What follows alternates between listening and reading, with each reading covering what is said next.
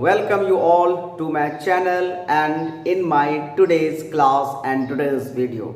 Today, this video I am making especially for class 10th students, those who are going to appear for their final term 2 exam on 5th May 2022 CBSE term 2, right?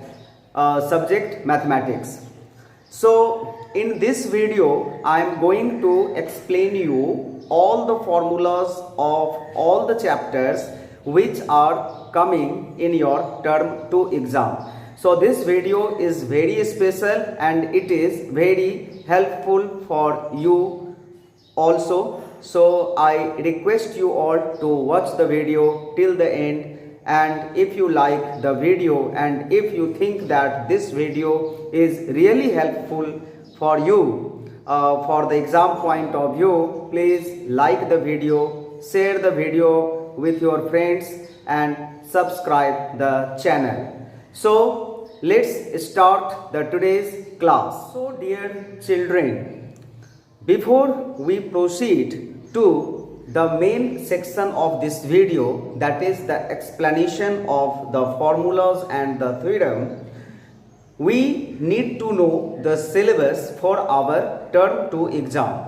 So first let's discuss the syllabus and the marking scheme, that means the weightage of each chapter, that means from each chapter how much marks you are going to get in your term 2 exam. So have a look here. I have written the syllabus out here on the board.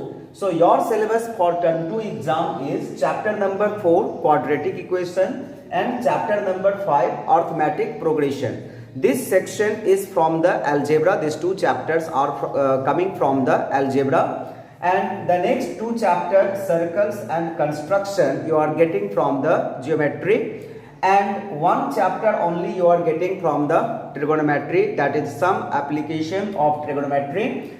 From mensuration you are getting surface area and volume, and from statistics and probability section you are getting one chapter statistics. Now अभी इन chapters में से question आने वाले हैं term 2 exam में, वो कितने number का आने वाले हैं, तो इस दोनों चैप्टर से you will be getting 10 marks. From these two chapters, you will be getting questions of 9 marks. From this chapter, trigonometry, you will be getting question of 7 marks. And from the mensuration, that is surface area and volume, you will get 6 marks question. And from statistics, you will get 8 marks question. So that's done. And if you add all the marks, it will come 40. That means you are going to give 40 marks exam only for term 2. The duration is 2 hours. So now let's start the video, and chapter wise I think if I explain you the all chapters, the duration of the video will little long. That's why I am thinking to divide this this video into 2 parts or 3 parts, that I will see. So again I will request you, if you are new to my channel, please subscribe it and press the bell icon, so that whenever I'll upload the video, you will be getting the notification for that, and you can access the video, you can see the video, and that is really, that will help you. And in term 2 exam like this, you know, you all are doing the revision in your own and you have completed the syllabus, you have got enough time for the revision also. There is a huge gap in between your first exam and the maths exam. So do revision, but this video is really going to help you, right? So let's start. So children, first we will discuss that what we are going to learn in this quadratic equation, not that means what are the things given in this chapter, right? Because in one class so it's not possible. I am not here to explain the whole chapter, but I'll give you the short idea and the revision work which we will do today, and the formula and the method and the technique and what are there inside the chapter which will help you in revision of the all the chapters, right? So what is quadratic equation and what is the standard form of quadratic equation, which is very important. How you will know that ki, yes, this is the quadratic equation. So standard form of quadratic equation is ax square plus bx plus c is equal to 0. Now this is the standard form of quadratic equation. So using this concept, if you see that the equation is like anything, for example, if the equation is 4x square plus 2x plus 5 is equal to 0, so we can say that this is a quadratic equation, as the equation is in the same format, right, where a not equal to 0. Here a cannot equal to 0, because you know why? Because if a becomes 0, the x square term will go vanish, and अगर किसी भी equation में x square term ही नहीं रहे तो फिर उसका degree जो है वो 2 नहीं होगा, और अगर डिग्री 2 नहीं होगा so that won't be a quadratic equation. Quadratic equation के लिए जो है वो डिग्री 2 होना जरूरी है, राइट. तो इस तरह से हम लोग क्वाड्रेटिक इक्वेशन को पहचानेंगे. अब चलिए हम लोग आते हैं मेथड. क्या मेथड है जिससे हम लोग क्वाड्रेटिक इक्वेशन को सॉल्व कर सकते हैं? तो सबसे पहला जो हम लोगों ने फैक्टराइजेशन सीखा हुआ है प्रीवियस क्लास में, या इस क्लास में भी पॉलिनोमियल चैप्टर में कुछ फैक्टराइजेशन का कॉन्सेप्ट था. तो पहले तो हम लोग फैक्टराइजेशन मेथड से इसको सॉल्व कर सकते हैं. और हमेशा देखिए क्वाड्रेटिक इक्वेशन में जो है वो जो भी वेरिएबल है उसका 2 वैल्यू आएगा, आंसर आएगा, 2 रूट आएगा, जिसको हम लोग बोलते हैं रूट आना. ठीक है, रूट, 2 रूट. तो एक तो फर्स्ट मेथड है फैक्टराइज आप कर दीजिए और फिर ऐदर और का यूज कीजिए और दोनों रूट जो है वो निकाल लीजिए. दूसरा है method of completing the square, यानी कि आप अगर फैक्टराइजेशन अगर कोई सम्स आपको ऐसा दिया हुआ है जो फॉर्मूला बेस्ड हो, यानी कि a plus B whole square पर फिट बैठता हो या फिर a minus B whole square पर फिट बैठता हो, तो we can use this method also, method of completing the square. इसके लिए मैंने एक सवाल लिया है और इस सवाल को चलिए मैं आपको थोड़ा सा आइडिया देता हूं कि अगर ये सवाल इस तरह से है तो हम लोग कैसे इसको सॉल्व करेंगे और इसका rule do this answer where we can see that the first number 25 is a perfect square, whereas the last number 10 is not a perfect square. Then how to use completing the square method for this type of sum? So you see 25 को हम लोग लिख सकते हैं 5x whole square, और according to the formula और the identity of a plus B whole square, या फिर बोल लीजिए a minus B whole square, यहाँ पर जो टर्म होना चाहिए था वो ट्वाइस ए बी होना चाहिए था. तो यहाँ पर हम लोग 2 इंटू 5x तो लिखेंगे, लेकिन यहाँ पर माइनस 30x था और यहाँ पर हम लोग का 10 आ रहा है, तो 10 इंटू 3 वी नो दैट कि 30 आता है, तो ये तो बैलेंस हो गया माइनस 30x. तो माइनस 30x आया और यहाँ पर b का जो वैल्यू आया वो 3 आया, तो यहाँ पर b के जगह में हमें 3 स्क्वायर ही देना पड़ेगा if we want to use the identity of a plus B whole square. लेकिन यहाँ पर since we have added plus 3 square, तो हम लोगों को यहाँ पर एक माइनस बी करना पड़ेगा, और ये जो माइनस 10 था इसको यहाँ पर लिख करके यहाँ पर 0 कर दिए. ये पूरा का पूरा बैलेंस हो गया है, राइट. अभी हम लोगों को नेक्स्ट स्टेप में क्या करना है, ये तो यहाँ से लेकर के इस स्टेप तक हम लोग इसको 5x माइनस 3 का होल स्क्वायर लिख सकते हैं, राइट. और 3 स्क्वायर 9 होता है और ये माइनस 10 है is equal to 0. So this will be 5x minus 3 whole square minus 19 is equal to 0, और 5x minus 3 whole square is equal to 19, और इस तरह से 5x minus 3 का वैल्यू जो है वो प्लस माइनस रूट ओवर 19 आ चुका है. अब इसके बाद हमें क्या करना है वो यहाँ पर देखते हैं. तो 5x is equal to plus minus root over 19, और ये माइनस 3 जब राइट साइड में जाएगा सो दिस विल बी प्लस 3, और इस तरह से जो x का वैल्यू आ गया वो 5 जब इधर आएगा तो 1/5 plus minus root over 19 plus 3. तो ये आंसर आ गया. इसमें x का 2 रूट आ गया है, लेकिन इस रूट को हम सेपरेट करके लिखते हैं. सो देयरफॉर एक जो इसका आंसर आया वो आ गया 1/5 एंड 3 प्लस रूट ओवर 19. ये जो प्लस माइनस रूट ओवर 19 है दैट मीन्स 2 इसका वैल्यू है, एक है प्लस रूट ओवर 19 और दूसरा है माइनस रूट ओवर 19, और इसका जो दूसरा वैल्यू होगा वो होगा 3 माइनस रूट ओवर 19. और इस तरह से we can solve this type of equation. But ये आपको दिखाई नहीं दे रहा होगा तो मैं थोड़ा सा इसको एडजस्ट कर देता हूँ. I think now it is visible. So ये जो है वो इस टाइप के इक्वेशन का ये आंसर हुआ, and we can solve it like this. Hope you all have understood. Now we will understand the discriminant part. Discriminant होता है किसी भी क्वाड्रेटिक इक्वेशन में जो ये डिसाइड करता है कि उस क्वाड्रेटिक इक्वेशन का जो रूट्स है उस रूट्स का नेचर क्या है।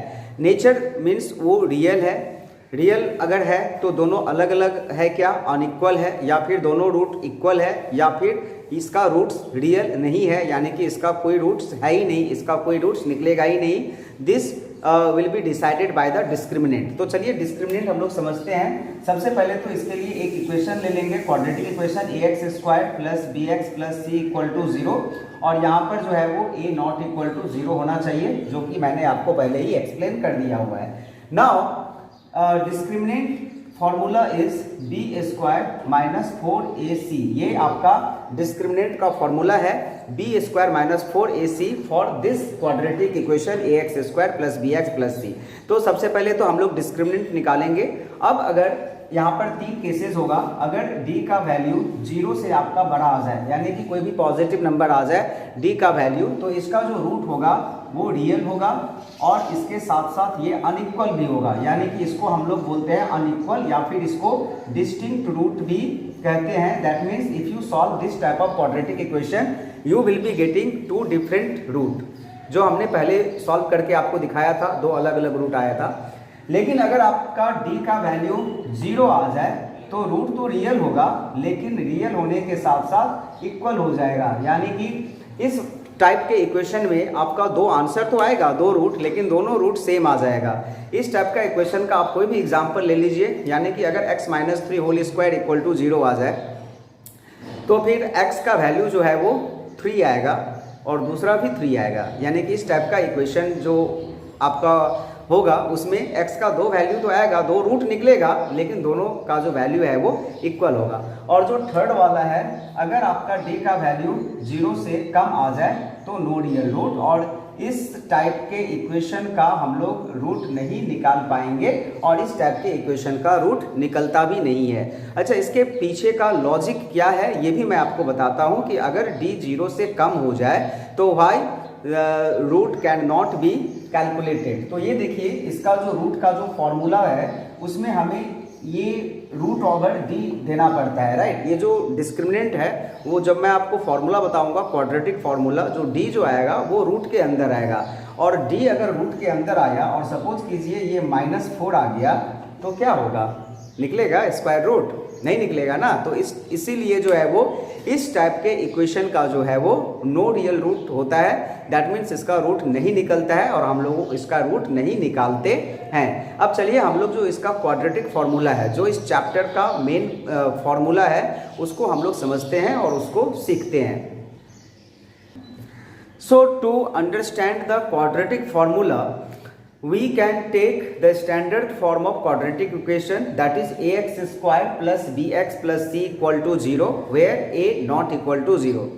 तो इसके लिए जो quadratic formula will use only in the case where b² minus 4ac is greater than और इक्वल टू 0। और ऐसा क्यों है, that I had already explained you in my previous section, that means the nature of the root I have told you कि क्यों अगर b² minus 4ac 0 से कम हो तो उसका रूट जो है वो नहीं निकलेगा, that will not have the real root। तो हम लोग ये जो क्वाड्रेटिक फॉर्मूला यूज करेंगे वो सिर्फ 2 ही केसेस में करेंगे, अगर d का वैल्यू यानी कि डिस्क्रिमिनेंट, और डिस्क्रिमिनेंट का मतलब होता है b² माइनस 4ac, इसका वैल्यू या 0 हो या फिर 0 से बड़ा हो, पॉजिटिव हो, तो ही हम लोग इस क्वाड्रेटिक फार्मूला का यूज कर पाएंगे, जो कि क्वाड्रेटिक फार्मूला है -b plus minus root over b² minus 4ac divided by 2a। तो b² minus 4ac is the discriminant here, right. तो यही this is the quadratic formula and using this formula, इस formula को और भी अच्छी तरह से समझने के लिए I will show you one question we will solve here on the board. So if I explain you by doing one sum, then I think that will clear your concept, right? So let's have a look here. So here is a question which we are going to solve using the quadratic formula, not by any other method. तो इसके लिए मैंने इस equation को लिया है, and if we compare the equation with the standard form of the equation which is ax² plus bx plus c equal to 0, we will get here the value of a 3, the value of b -5 and the value of C 2।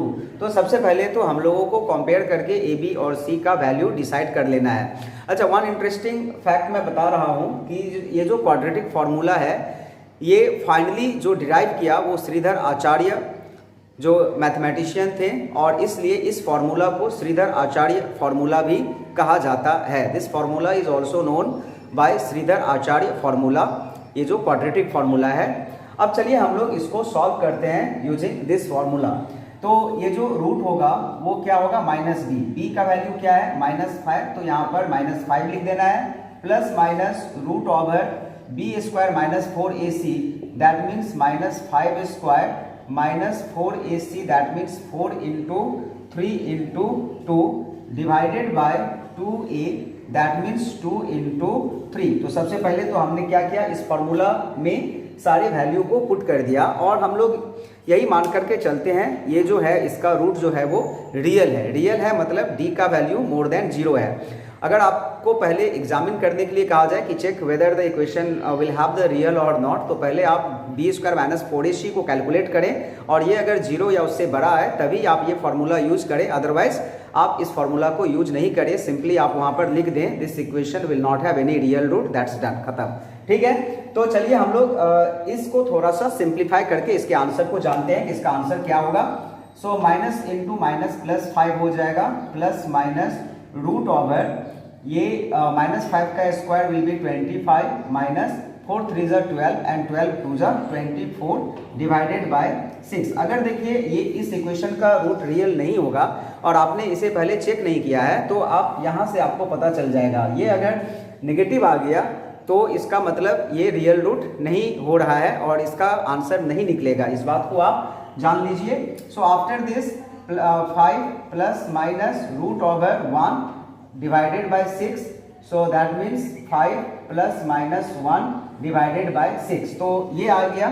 तो ये जो है वो simplified form है, और इसके बाद जो है वो हमें एक बार प्लस लेकर के आंसर निकालना है और एक बार माइनस साइन लेकर के आंसर निकालना है।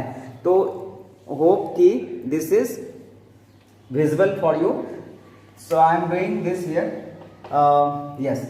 सो 5 प्लस 1 डिवाइडेड बाय 6, और एक जो इसका आंसर होगा वो 5 minus 1 divided by 6। Yes, it is visible.